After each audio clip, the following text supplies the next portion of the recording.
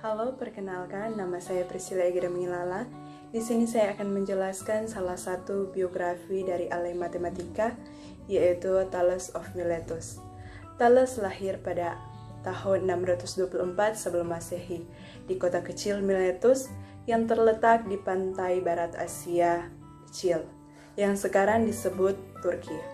Kota ini menjadi sebuah kota yang menjadi pusat perdagangan. Kapal-kapal pedagang dengan mudah berlayar ke Nil di Mesir, sedangkan karavan melakukan perjalanan lewat darat menuju kota di Babylon. Penduduk Miletus sering melakukan kontak dagang dengan kota-kota Yunani dan warga Phoenicia. Di kota ini juga merupakan tempat pertemuan dunia timur dan barat, sehingga memungkinkan orang saling bertemu untuk mengisi waktu dengan berdiskusi, bertukar pandang dan pikiran, serta berpikir tentang segala sesuatu. Hal itu merupakan awal dari kegiatan berfilsafat, sehingga para filsuf Yunani pertama lahir di tempat ini. Thales merupakan perintis matematika dan filsafat Yunani. Beliau adalah seorang filsuf yang mengawali sejarah filsafat barat pada abad ke-6 sebelum Masehi. Thales mendapatkan gelar Bapak Filsafat karena dia adalah orang yang mula-mula berfilsafat. Sebelum Thales, pemikiran Yunani dikuasai dengan cara berpikir mitologis dalam menjelaskan sesuatu. Pemikiran Thales dianggap sebagai kegiatan berfilsafat pertama karena mencoba menjelaskan dunia dengan segala gejala-gejala yang ada di dalamnya, tidak bersandar pada mitos melainkan pada rasio manusia. Kita masuk pada pemikiran dari tokoh Thales. Yang pertama, air sebagai prinsip dasar segala sesuatu. Thales menyatakan bahwa air adalah prinsip dasar dari segala sesuatu. Air menjadi pangkal, pokok, dan dasar dari segala-galanya yang ada di alam semesta. Argumentasi Thales terhadap pandangan tersebut adalah bagaimana bahan makanan semua makhluk hidup mengandung air, dan bagaimana makhluk hidup juga memerlukan air untuk hidup, karena air adalah sumber kehidupan, dan tanpa air, makhluk hidup pasti akan mati. Selain itu, air adalah zat yang dapat berubah-ubah bentuk, menjadi padat, cair, dan gas, tanpa menjadi berkurang.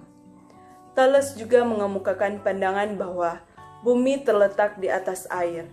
Bumi dipandang sebagai bahan yang satu kali keluar dari laut dan kemudian terapung-apung di atasnya. Kita masuk pada poin yang kedua, yaitu tentang pandangan tentang jiwa. Thales berpendapat bahwa segala sesuatu di jagat raya memiliki jiwa.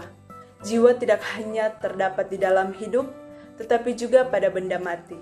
Teori tentang materi berjiwa ini disebut hilesoisme. Argumentasi Thales didasarkan pada magnet yang dikatakan memiliki jiwa karena mampu menggerakkan besi. Kita masuk pada poin yang ketiga, yaitu teorema Thales. Di dalam geometri, Thales dikenal dengan teoremanya. Di sini kita akan membahas 5 teorema Thales. Yang pertama, lingkaran dibagi dua oleh garis yang melalui pusatnya yang disebut dengan diameter. Yang kedua, besarnya sudut-sudut alas segitiga sama kaki adalah sama besar. Yang ketiga, sudut-sudut vertikal yang terbentuk dari dua garis sejajar yang dipotong oleh sebuah garis lurus menyilang sama besarnya. Yang keempat, apabila sepasang sisinya, sepasang sudut yang terletak pada sisi itu, dan sepasang sudut yang terletak di hadapan sisi itu sama besarnya, maka kedua segitiga itu dikatakan sama atau sebangun. Yang kelima, segitiga dengan alas diketahui dan sudut tertentu dapat digunakan untuk mengukur jarak kapal. Saat ini kita masuk pada poin yang keempat, yaitu pandangan politik. Berdasarkan catatan Herodotus, Thales pernah memberikan nasihat kepada orang-orang Ionia yang sedang terancam oleh serangan dari kerajaan Persia pada pertengahan abad ke-6 sebelum Masehi. Thales menyarankan kepada orang-orang Ionia untuk membuat pusat pemerintahan dan administrasi bersama di kota Theos yang memiliki posisi sentral di seluruh Ionia. Di dalam sistem tersebut, Kota-kota lain di Ionia dapat dianggap seperti distrik dari keseluruhan sistem pemerintahan Ionia. Dengan demikian, Ionia telah menjadi sebuah polis yang bersatu dan tersentralisasi.